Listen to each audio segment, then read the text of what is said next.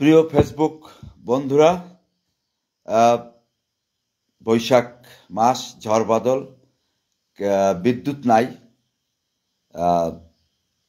আবহাওয়া ভালো না, ঝড়ের সম্ভাবনা আছে, বিদ্যুৎ নাই এবং কখন আসবে তার কোনো কয়দিন পর আসবে সেরকম একটা শঙ্কার মধ্যে আছি।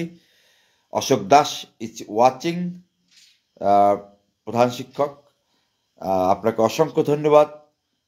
তো যেহেতু বিদ্যুৎ অনিশ্চয় অনিশ্চিত হয়ে পড়বে কয়েকদিনের জন্য বা কিছু একটা ভালো সময় লাগতে পারে, তাই ভিডিওটা তাড়াতাড়ি করে বাড়ি নিয়েছি। কারণ আজকে সারাদিন হোমওয়ার্ক করেছি, এখন ভুলে যাব। আমি তো ওরকম মেধাবী না, জ্ঞানী না, যার জন্য ভুলে যাব। তাই বলে রাখি, চার্জ থাকতে থাকতে বিদ্যুৎ তো নাই, সোলার লাইট দিয়ে করছি। সবাইকে আসসালামু আলাইকুম। প্রিয় ফেসবুক বন্ধুরা, আজকে আমার বিষয়টা রাজনৈতিক, তো অবশ্যই আন্তর্জাতিক রাজনৈতিক বিষয় বলতে পারেন, তার উপর আবার বলতে পারেন যে বিষয়টা আপনার যুদ্ধের, এবং এই যুদ্ধটা পৃথিবীতেই আলোচিত যুদ্ধ, পাক ভারত যুদ্ধ। আমাদের জন্মই হয়েছে এই পাক ভারত যুদ্ধে, অর্থাৎ লাস্ট মনে হয় 1965। তো আমার জন্ম 1965 সেপ্টেম্বর 2।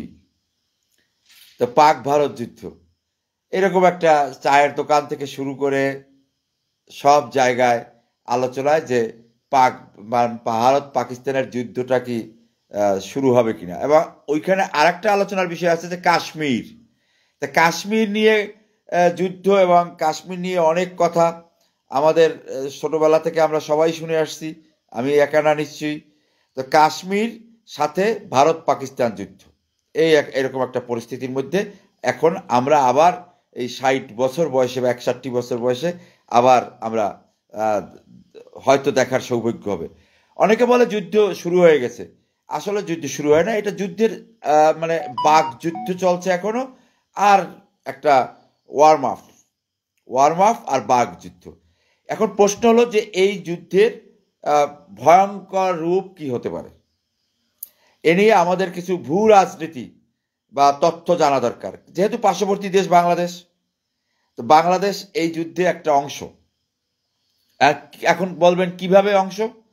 অবশ্যই বাংলাদেশ এই যুদ্ধে একটা অংশ, কারণ ভারতের সবচেয়ে জনবহুল শহর হলো কলকাতা। এখন কলকাতা সবচেয়ে জনবহুল এবং বড় শহর ভারতের, এটা জানা দরকার। সেই শহরে যদি কোনো অঘটন ঘটে, তাহলে বাংলাদেশ তার থেকে আলাদা কিছু হতে পারবে না। বাংলাদেশে তার তাপ পড়বে, উত্তাপ বাড়বে, উত্তেজনা বাড়বে এবং জড়িয়ে পড়বে। এবং অনেকে মনে করে যে পাকিস্তান ভারতের বা ভারত পাকিস্তানের এবারের যুদ্ধের সাথে বাংলাদেশের উত্তর পূর্ব অঞ্চলের একটা সম্পর্ক আছে, অনেক বিশেষজ্ঞরা মনে করে। এখন কেন মনে করে সে প্রশ্ন আমাকে করে লাভ নাই, সেইটা ওই বিশেষজ্ঞরা ভালো বলতে পারবে। আমি আবার অত ওই মানের বিশেষজ্ঞ না। আমি হচ্ছি শুনি আবার বলি, ভালো লাগে তাই বলি। শুনলে শুনবেন, না শুনলে চলে যাবেন, অপশন আছে। এখন তাহলে আমি কি বললাম, একটা যে এই যুদ্ধটার মধ্যে গুরুত্বপূর্ণ হলো যে পাকিস্তানের সৈন্য সংখ্যা কম, তাদের আর্থিক অবস্থা খারাপ, কিন্তু তাদের একটা কি নিউক্লিয়ার কি কয় এগুলো আমি ভালো বুঝিও না, তারপরেও একটু একটু বুঝি, সেটা মারবে। তা সেটা মারলে ভারতের এত বড় একটা দামি জিনিস খরচা করবে নিশ্চয়ই ভারতের একটা বড় শহরে। আর ভারতের মধ্যে বড় শহর কলকাতা, সবচেয়ে বেশি লোক যেখানে থাকে সেখানে কলকাতা। এইগুলো একটা দিক। নরেন্দ্র মোদী সাহেব ভারতের প্রধানমন্ত্রী, তিনি গতকালকে বলেছেন যে সারা বিশ্ব তাদের সাথে আছে। এখন আমার প্রশ্ন যে বাংলাদেশ তো তাদের সাথে নাই, অনেক দেশই নাই, চীন নাই, কিন্তু তিনি যে বললেন যে সারা বিশ্ব ভারতের সাথে আছে, এটা কি একদম উড়িয়ে দেওয়ার মতো কথা? তা এরকম একটা হালকা কথা তিনি বলতে পারেন? তিনি তো ভারতের প্রাইম মিনিস্টার।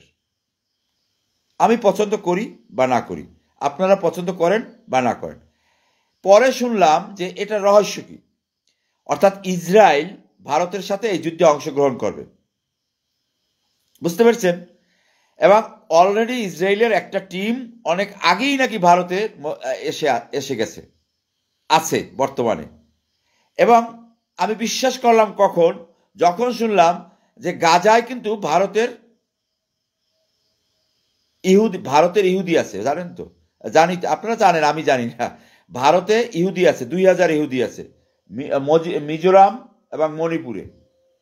হ্যাঁ, তাদের থেকে কিছু অংশ সেখানে গাজায় ইসরায়েলের পক্ষে যুদ্ধ করে, অংশগ্রহণ করেছে নাকি। এটা সব শোনা কথা না, তবে সূত্র ভালো আছে, তথ্য ভালো আছে, বিশ্বাস করতে পারেন আমার কথা, এগুলি কথা বিশ্বাস করতে পারেন। সেই সুবাদে ভারতের আর ইসরায়েলের প্রধানমন্ত্রী তো বলেছি যে আমরা ভারতের পাশে থাকব, সাথে থাকব, প্রকাশ্যে বলেছে। তাহলে কি দাঁড়ালো? যে নরেন্দ্র মোদী বলেছে সারা বিশ্ব তাদের সাথে আছে। ইসরায়েলের প্রধানমন্ত্রী তিনি বলেছেন আমরা ভারতের পাশে থাকব। এখন ইসরায়েলে যে যুদ্ধ হয়, প্যালেস্টাইন ভার্সাস ইসরায়েল, সেখানে কিন্তু সারা পৃথিবী বলতে গেলে প্রায় পৃথিবীটাই ইসরায়েলের সাথে আছে। তাহলে সেই ইসরায়েল যখন ভারতের সাথে থাকবে, তখন তো নরেন্দ্র মোদী বলতেই পারে যে সারা পৃথিবী ভারতের সাথে আছে। আর আমেরিকা তো বলে না, সে সবাইকে, আমেরিকান কালচার, আমেরিকান কূটনৈতিক কৌশল এমন যে তারা ওইভাবে বলে না। তাদের কথার কি অর্থ, মানে ডুয়েল মিনিং না, তাদের কথার অর্থ কত রকম যে মিনিং থাকে, সেটা একমাত্র ওই আমেরিকান কূটনৈতিক ডিপ্লোম্যাটিক ওয়ার্ড এবং বডি ল্যাঙ্গুয়েজ যারা বোঝে, তারা বিশেষজ্ঞ, তারা বলতে পারবে, তাই না? এখন প্রশ্নটা হলো কি তাহলে, এখন যে সারা বিশ্ব ভারতের সাথে আছে, তবে চীন প্রতিবেশী একটা রাষ্ট্র, কাশ্মীরের একটা অংশ চীনের শাসনে, একটা অংশ পাকিস্তানের শাসনে, একটা অংশ ভারতের শাসনে। তাহলে কাশ্মীর 3 ভাগে বিভক্ত। তাহলে চীনের এই যুদ্ধে একটা বিশাল ভূমিকা আছে। এখন এই চায়ের দোকানের যারা বিশেষজ্ঞ, রাজনীতি এবং যুদ্ধ সংক্রান্ত বিশেষজ্ঞ কিন্তু চায়ের দোকানেও থাকে, গ্রামে গঞ্জে তৃণমূলে। তাদের বক্তব্য চীন অবশ্যই পাকিস্তানের সাথে থাকবে। তখন আরেকজন বলে যে না, রাশিয়া ভারতের পক্ষে থাকবে। আবার কেউ কেউ বলে রাশিয়ার সাথে পাকিস্তানের একটা ভালো সম্পর্ক আছে। এখন প্রশ্ন হলো যে আমেরিকা কার পক্ষে থাকবে? আমেরিকা কিন্তু, আমি মনে করি এইখানে আমার মন্তব্য আছে যে আমেরিকা পাকিস্তানের পক্ষেও থাকবে না, ভারতের পক্ষেও থাকবে না। আমেরিকার পক্ষটা হলো এই বাংলাদেশের উত্তর পূর্ব কোণের একটা সীমান্তে, মায়ানমার সীমান্তে, বাংলাদেশ মায়ানমার সীমান্তে আরাকান রাজ্য, কাচিন প্রদেশ, ভারতের 7 সিস্টার্স এবং আমাদের পার্বত্য চট্টগ্রাম, সেন্ট মার্টিন, এই জায়গাটাই হলো ভারতের খেলা। এখন বলতে পারেন এই জায়গাটা যদি মার্কিন যুক্তরাষ্ট্র খেলাধুলা করে, তাহলে ভারত পাকিস্তান যুদ্ধের কি প্রয়োজন? হ্যাঁ, প্রয়োজন আছে, প্রয়োজন আছে। কারণ ভারত পাকিস্তানের যুদ্ধ এবং কাশ্মীর নিয়ে ভারত পাকিস্তানের যুদ্ধ, এটা একটা সারা পৃথিবীতে প্যানিক সৃষ্টি করে যুদ্ধের আগেই। তো একটা মানে আপনার প্রক্সি আছে না, একটা প্রিপারেশন আছে না, একটা হোমওয়ার্ক আছে না। এছাড়া ক্রামবোর্ড খেলেছেন যারা, ক্রামবোর্ড খেলা, যে থার্ড পকেট বলে তো একটা কথা আছে রাজনীতিতে, কূটনীতিতে, মানে যুদ্ধের ময়দানে ডিপ্লোম্যাটিক ভাষায় থার্ড পকেট করা। তো এখানে ভারত পাকিস্তান যুদ্ধটা আমেরিকার মূল যুদ্ধ না, এটা একটা শুরু। কিন্তু আমেরিকার থার্ড পকেটটা কিন্তু এই বাংলাদেশের কক্সবাজার, পার্বত্য চট্টগ্রাম, মায়ানমারের রাখাইন রাজ্য যেটাকে বলে, অথবা কাচিন প্রদেশ, মায়ানমারের অংশ, 2টা। তাহলে মায়ানমারের 2টা পাইলাম, একটা কি আরাকান রাজ্য প্রদেশ, কাচিন প্রদেশ। ভারতের উত্তর পূর্ব অঞ্চল আছে 7 সিস্টার্স, 7টা, আর এখানে 2টা, কয়টা? 9টা। এইদিকে পাকিস্তানের অবস্থা ভালো না, পাকিস্তানের প্রশ্ন আছে। পাকিস্তানের বেলুচিস্তানের লোকেরা, বেলুচের লোকেরা কি বলে, সিন্ধুর লোকেরা কি বলে, তারা স্বাধীনতা চায়। সেখানে সমস্যা আছে, তাহলে সেখানে দুটো, বেলুচ এবং সিন্ধু, কাশ্মীর একটা, কাশ্মীর তিন ভাগে বিভক্ত, কাশ্মীর তিনটা, ওইখানে দুইটা, পাকিস্তানে দুইটা, বেলুচ এবং সিন্ধু, 3-2-5টা, এখানে আছে 7টা, ভারতের 7 সিস্টার্স, 7-5-12টা। হ্যাঁ, মিয়ানমারের দুইটা, একটা হলো রাখাইন প্রদেশ বা আরাকান, আর একটা হলো কাচিন প্রদেশ। তাহলে কয়টা হলো? প্রায় 14টা। আর আমাদের একটা সম্ভাবনা আছে, আমাদের সম্ভাবনা খুবই কম, পার্বত্য চট্টগ্রাম, কক্সবাজার, এখান থেকে একটা অংশ, ওই যে কুকি চীনের একটা বিষয় আছে, তো সেটা হতেও পারে, নাও হতে পারে, কারণ আমাদের জায়গাটা খুব ইম্পর্টেন্ট, আমাদের গুরুত্ব দিতে হবে। চীনের, ভারতের, আমেরিকার, রাশিয়ার সবাইকে আমাদের গুরুত্ব দিতে হবে, তবে আমরা রক্ষা পাইয়ে যাইতে পারি, নাও পাইতে পারি। তবে 14 থেকে 15টা আপনি কাটসাট কইরা 13টা রাষ্ট্রের উত্থান করতে পারে। কয়টা? 13টা। 7 সিস্টার ছুটে যেতে পারে। মানে যখন, যেমন আমাদের এখানে 5ই আগস্টের পর মব জাস্টিস হইল না, 5ই আগস্টের পর লুটপাট, অগ্নিসংযোগ, একটা অরাজকতা হইল না, তো যুদ্ধের ময়দানে যুদ্ধ যদি হয় তাহলে সেখানে তো চীন অরুণাচল নিয়ে নেবে, মিজোরাম স্বাধীন হয়ে যাবে, আলাদা রাষ্ট্র হবে, সেখানে আমেরিকা খ্রিস্টান রাষ্ট্র করবে, মণিপুরে ইহুদি রাষ্ট্র করবে। শুনেন, আমি শুনেছি, শোনা কথা আপনারাও শুনেন, অসুবিধা কি? আর গুজব না, ঐতিহাসিকভাবে এগুলি সত্য। ঐতিহাসিক, এটা ব্রিটেনের প্ল্যান ছিল 1947-এর আগে, সেটাই কার্যকরী হতে পারে না তা তো না।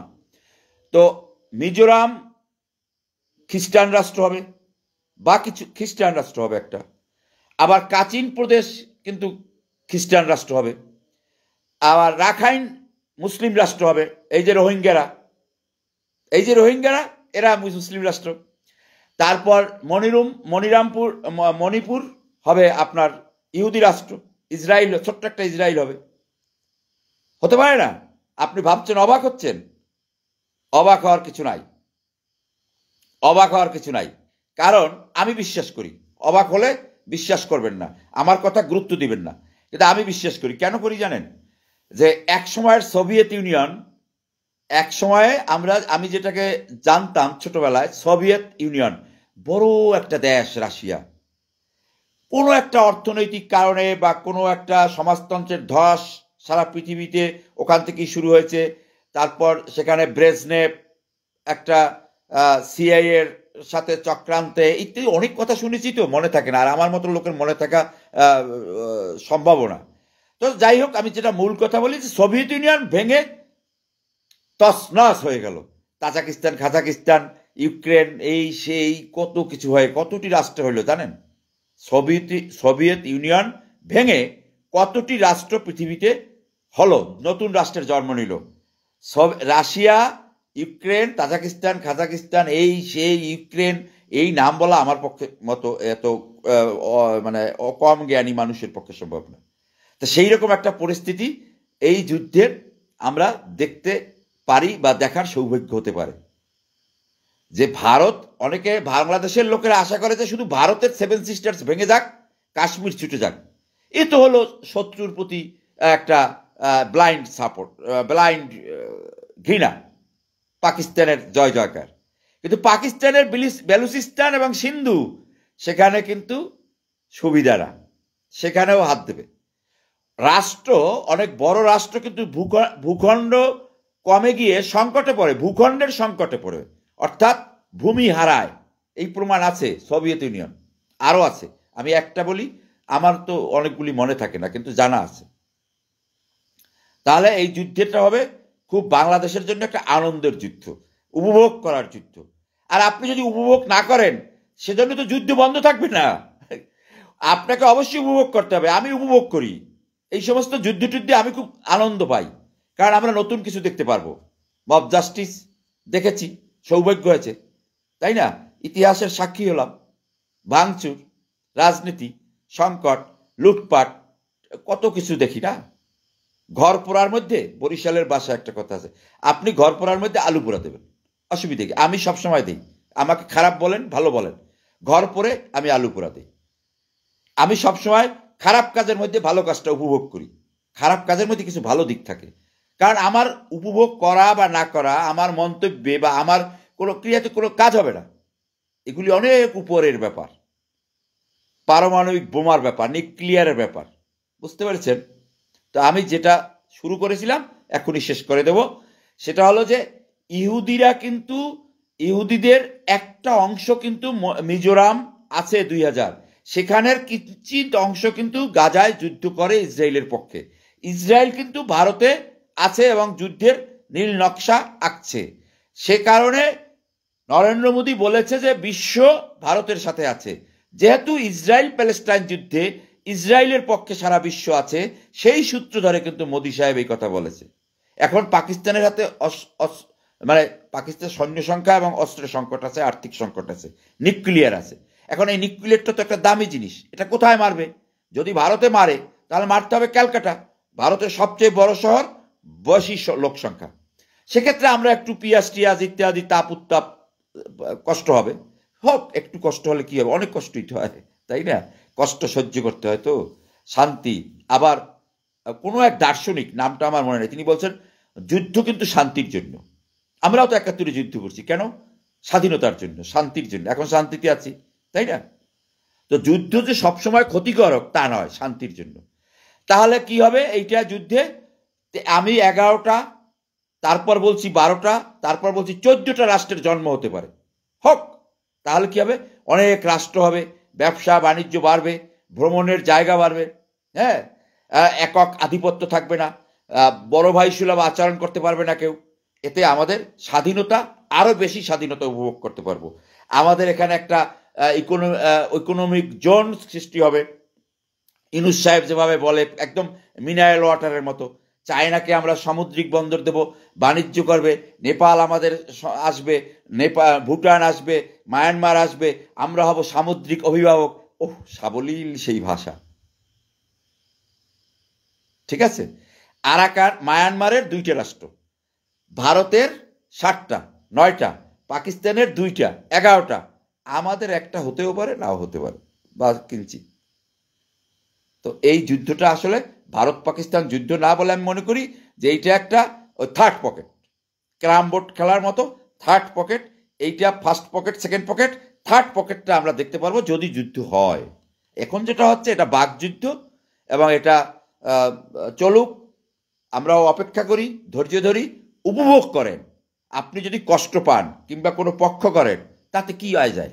আপনি যদি পাকিস্তানের পক্ষ করেন তাতে পাকিস্তানের যুদ্ধে জয়লাভ করার সম্ভাবনা আছে। আপনি যদি ভারতের পক্ষ করেন তাহলে ভারতের যুদ্ধে জয়লাভ করার সম্ভাবনা আছে? নাই। আর আপনার কোনো দরকার নাই। তো তার চেয়ে বরং যুদ্ধ উপভোগ করতে শিখুন, না হয় অংশগ্রহণ করুন। তবে অংশগ্রহণ করার সুযোগও কিন্তু আসতে পারে। যুদ্ধে অংশগ্রহণ করার সুযোগ সকলের কপালে হয় না, সেই সৌভাগ্য হতে পারে। অতএব এই যুদ্ধটা উপভোগ করেন, উপভোগের যুদ্ধ যদি হয়, আশা করেন কাঙ্ক্ষিত লক্ষ্যে যেন অর্জিত হয়। কাশ্মীরি পারভিন, সবুজ মজুমদার, সঞ্জীব মণ্ডল, মশিউর রাহাত, অনেকে এসেছেন। তো আমি মূল প্রসঙ্গে তো শেষ করলাম। তো আজকের মতো এখানেই শেষ করি যে ভারত পাকিস্তান যুদ্ধ ক্যারাম বোর্ড খেলার থার্ড পকেট। মূল যুদ্ধটা হবে আমেরিকা কি চায়। আমেরিকা যা চায় সেটা এখনো পরিষ্কার না, পরিষ্কার আমেরিকার কাছে পরিষ্কার, আমরা জানি না। তবে আমার অনুমান সেটা আমাদের মায়ানমার সীমান্তে ভারতের উত্তর পূর্ব কোণে third pocket, first pocket Bharat, second pocket Pakistan, third pocket এই যুদ্ধটা হবে, হতে পারে আমার অনুমান। এবং আমরা 11, 12, 13টি রাষ্ট্র যেন দেখতে পাই, সেই সুযোগ যেন সৌভাগ্য আমাদের হয়। তাই আজকের মতো এখানেই শেষ করছি। ধন্যবাদ। আবার দেখা হবে অন্য এক সময়ে, অন্য কোনো ভিডিও, অন্য কোনো ইস্যুতে। আসসালামু আলাইকুম। সবাই সুস্থ থাকুন, ভালো থাকুন।